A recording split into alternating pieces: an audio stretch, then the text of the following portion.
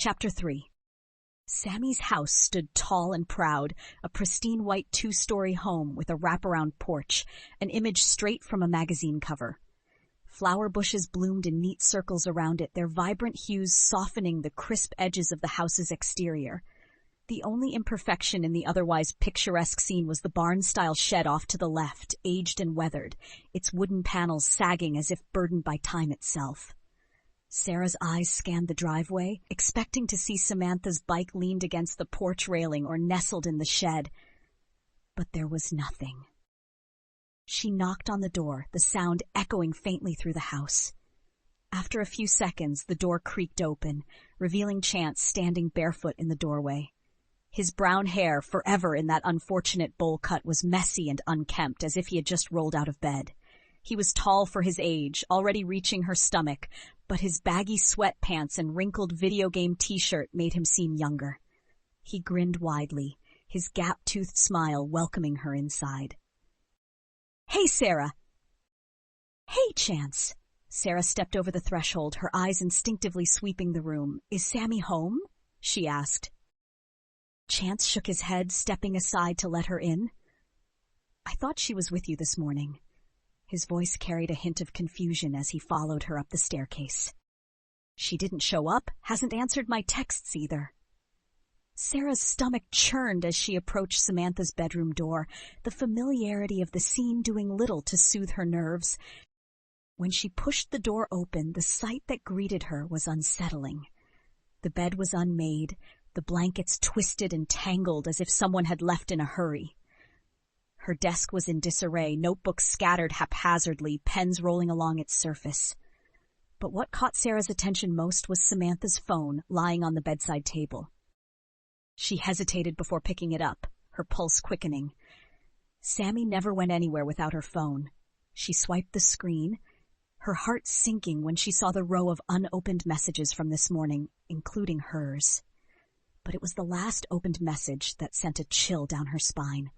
A single text from an unsaved number, received at 1:14 a.m. "Answer your phone." Sarah frowned, clicking over to the call log. No missed calls. That didn't make any sense. She tried dialing the number, but an automated voice told her the number was no longer in service. Her grip tightened around the phone as she set it back down. "When was the last time you saw Sammy?" she asked, turning to Chance. "Last night she left to go to the lake, and when I went to bed around 9, she still wasn't home." He scrunched his face in thought. "Mom said she was here when they went to bed, though." Sarah swallowed, a wave of unease washing over her. That meant Samantha had come home after the lake, but something still didn't sit right. "When she comes back, can you have her call me?" Sarah asked Chance. "Yeah, of course," he replied. With that, Sarah forced herself to leave, though every instinct screamed at her to stay and wait for Sammy to walk through the door. She climbed into her car, her mind a hurricane of thoughts as she sped away. The road wound through towering pines, their branches swaying lazily in the afternoon breeze. Normally, she found the ride through town peaceful, but today, every rustling leaf and snapping twig put her on edge. For a brief moment, she considered heading to the lake, but the image of Sammy and Jonathan curled up together somewhere filled her mind instead. Maybe Sammy had been with him all night. Maybe she was just mad about the party. Maybe this was all in her head. But then why had she left her phone behind? Sarah pulled into her garage and headed inside, flipping on the television for background noise.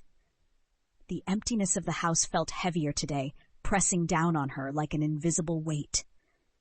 She scrubbed at the dishes, but her mind kept drifting back to Sammy, to the unanswered messages, to the strange text in the middle of the night. How had it been an entire week since she had last seen her? Had she really let their friendship slip so far? The sudden sound of the front door shutting jolted her from her thoughts. Sarah spun around, her heart hammering against her ribs. Standing in the doorway was a tall figure, his broad frame casting a shadow across the floor. Her breath caught, until she saw the familiar blonde buzz cut and the well-worn blue hoodie. A grin split across her face. "Uncle Danny!" she yelled. She dropped the plate into the sink with a clatter and ran toward him, practically leaping into his arms.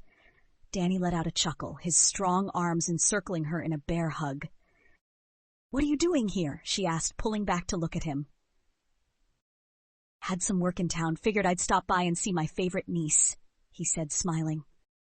"I'm your only niece," she teased. Danny smirked, ruffling her hair. "Where's your dad?" "Working as usual. Should be off in a few hours." She shrugged. Danny sighed. Figures. His deep voice always had a calming effect on her, a steady presence in the chaos of her thoughts. Sarah wanted him to stay longer, to fill the silence that had settled in her chest, but she could tell by the way he shifted his weight that he was already thinking about leaving. "I should probably swing by the hospital, see if I can catch him before I head back," he told her.